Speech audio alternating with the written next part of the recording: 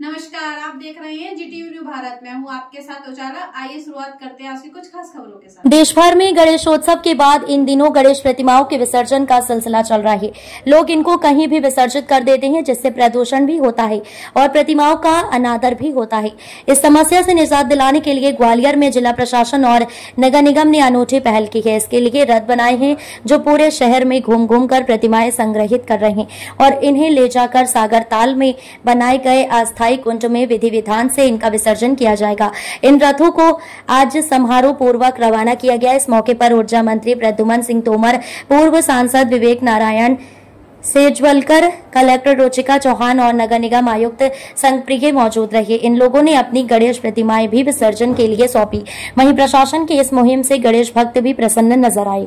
क्या हुआ है? आज गणेश विसर्जन पर सभी हमारे वरिष्ठ नागरिक सेवा संस्थान और अरोड़ा जी, कमल जी, पूरी टीम, नगर निगम प्रशासन, जिला प्रशासन, सभी लोग मिलकर के जो है गणेश जी का आज विसर्जन कर रहे हैं और गणेश जी भगवान से ये प्रार्थना कर रहे हैं कि हमारे शहर के ऊपर उनकी कृपा सदैव बनी रहे और वो अच्छे से यहाँ के लोग अपने उनका आशीर्वाद रहे कि अपने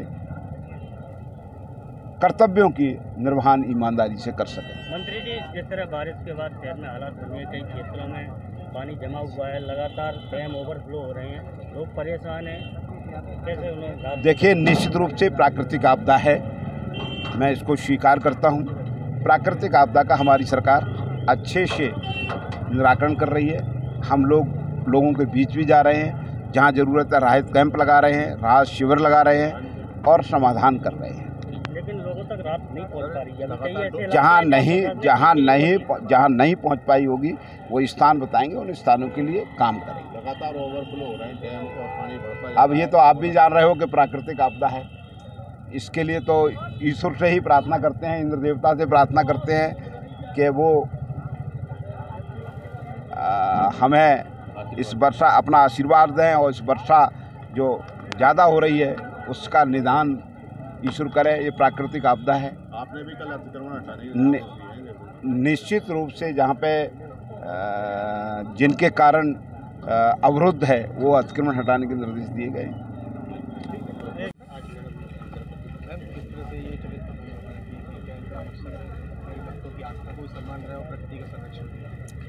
नगर निगम विगत कई वर्षों से ये चलित वाहनों का संचालन करते रहे हैं, जिसमें कि गणेश जी के विसर्जन के समय पर इनको घर घर से छोटे छोटे जो हमारे गणेश जी की प्रतिमा होती हैं उनको कलेक्ट करके एक सम्मानपूर्ण तरीके से उनका विसर्जन की कार्रवाई की जाती है। इसमें हमारे शांति समिति के वरिष्ठ मेंबर्स होते हैं, शहर के एनजीओ हैं जो साथ में इसके निस्वार्थ भाव से सेवा भी प्रतिदिन मतलब पूरे दिन करते हैं।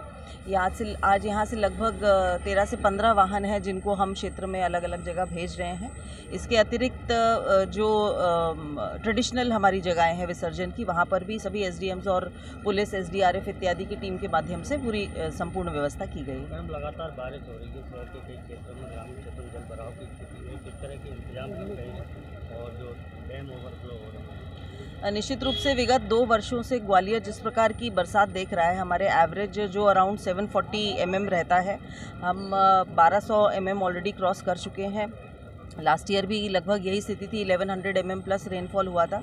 तो जहां इसका फॉर्चुनेट साइड है जो ग्वालियर में गर्मियों में बरसात की कमी की वजह से जल की कमी की आपूर्ति मतलब हम लोग कठिनाई महसूस करते हैं, तो निश्चित रूप से ये एक डेफिनेटली पॉजिटिव है कि बरसात की वजह से ग्राउंड वाटर का लेवल बहुत इंक्रीज़ हुआ है। हमारे बोरिंग इत्यादि में जल बड़ी ही ऊपर हाइट पर मिल जा रहा है। लेकिन इसके साइड में जो हाइंड साइड में इशू है वो ये है कि जो निचले बसाहटें हैं वहाँ पर जल भराव की स्थिति उत्पन्न हो रही है। इसमें नगर निगम राउंड द क्लॉक काम कर रहा है। इनफैक्ट मुझे लगता है अपनी मतलब बिल्कुल कैपेसिटी के बियॉन्ड भी हर अधिकारी कर्मचारी इसमें इस समय में कार्य कर रहे हैं। राजस्व की पूरी टीम लगी हुई है, पुलिस विभाग की हो चाहे होमगार्ड्स हो, सभी लोग अपनी अपनी ड्यूटी बड़ी गंभीरता से निभा रहे हैं। इसमें जैसे माननीय मुख्यमंत्री जी के निर्देश हैं, राहत कैंप की जहां आवश्यकता लगती है वहां कैंप लगाया जाता है। जिन क्षेत्रों में भोजन की आवश्यकता लगती है वहां फूड पैकेट्स उपलब्ध कराए जाते हैं। साथ ही नुकसानी का सर्वे भी हमारे द्वारा किया जा रहा है। वर्तमान में इमरजेंसी सिचुएशन में किसी को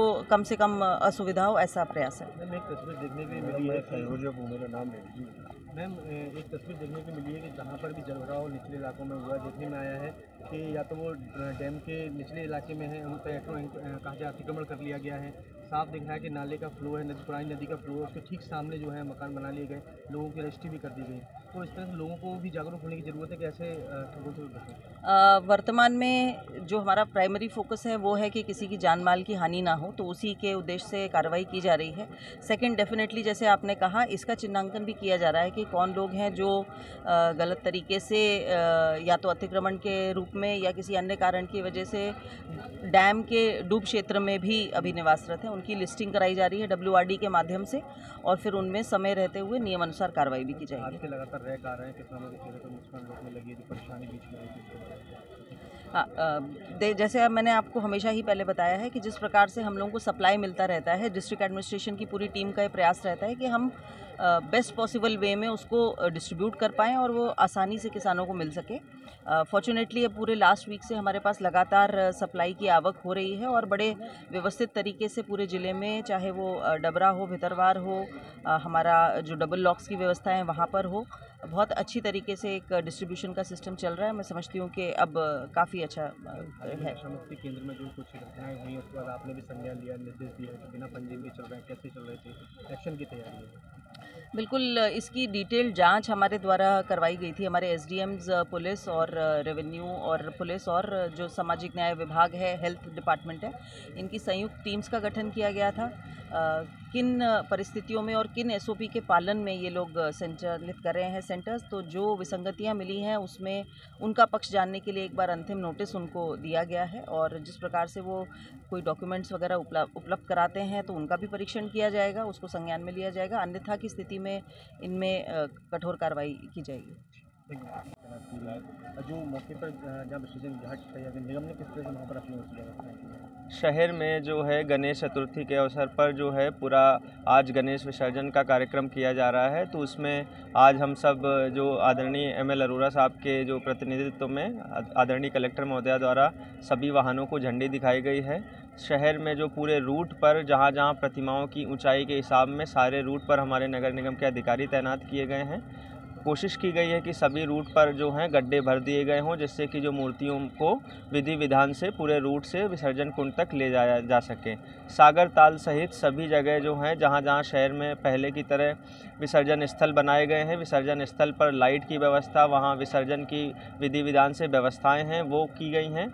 लगातार इन चीज़ों की मॉनिटरिंग की जा रही है कि जिससे हमारे सभी श्रद्धालु हैं वो गणेश की प्रतिमाओं का विधिवत विसर्जन कर सकें। तो इस अनुसार पूरे शहर में गणेश चतुर्थी के त्यौहार पर पूरी प्रक्रिया की जा रही है। स्वास्थ्य विभाग के साथ मिलकर नगर निगम डेंगू की रोकथाम के लिए किस तरह कदम उठा रहा है? सुबह जो हमारे जो कचरा वाहन है उस पर भी जागरूकता लोगों के लिए की जा रही है सॉन्ग के जरिए, और किस तरह के स्टेप? निश्चित रूप से अभी जैसा कि लगातार बारिश हो रही है, कई क्षेत्रों में जल भराव की भी दिक्कत है, तो मेरे द्वारा ये सारे जल भराव के जो स्थान हैं वो चिन्हित किए गए हैं। लगभग जो है 225 स्थान चिन्हित किए गए हैं। इन सभी स्थानों पर और जहां भी मांग आती है विभिन्न माध्यमों से, वहां पर जो है डेली फॉगिंग कराई जा रही है। फॉगिंग की रिपोर्ट डेली एक हमारे द्वारा रिव्यू की जाती है फ़ोटो सहित, और उसके आधार पर कोशिश की जा रही है कि सभी जगह जहां जहां इस तरह डेंगू या मलेरिया संबंधी संभावनाएं हैं वहां पर फॉगिंग और क्लोरीन जो है उसका छिड़काव किया जाए। तस्वीर देखनी आई जिससे जल भराव के बारे में समझ में आया, कहाँ हमारे सीवेज प्रॉब्लम है, कहाँ हमारी ड्रेनेज प्रॉब्लम है, तमाम चीज़ों का चिन्हांकन हुआ है। तो ऐसी स्थिति में अभी प्लानिंग जो है उन एरियो में किस तरह से रहने वाली है? जिस तरह से जैसा मैंने बताया अभी 225 स्थान पूरे शहर में चिन्हित किए गए हैं जहां इस बार जल भराव की समस्या आई है। वहां एक एक स्थान के लिए किस तरह से स्थायी समाधान किया जा सकता है उस पर कार्रवाई की जा रही है। कई जगह नालियों का नेटवर्क बनाया जाना है, उसके लिए भी फाइल तैयार की जाकर स्वीकृति दी गई है। कई जगह जो है कुछ अधिक राशि के कारण हैं उसको शासन को प्रस्ताव भेजा जाएगा। कई जगह लगभग 40 से अधिक जगह जो नालों पर अतिक्रमण रहा है जिसके कारण से जल निकासी अवरुद्ध हुई है, उसका अतिक्रमण तोड़ा गया है। आगे भी चिन्हित करके अतिक्रमण तोड़ने की कार्रवाई की जा रही है। जहां लो लाइंग एरिया है, जहां पानी भरता ही है, वहां पर पंपिंग स्टेशन बनाए जाएंगे।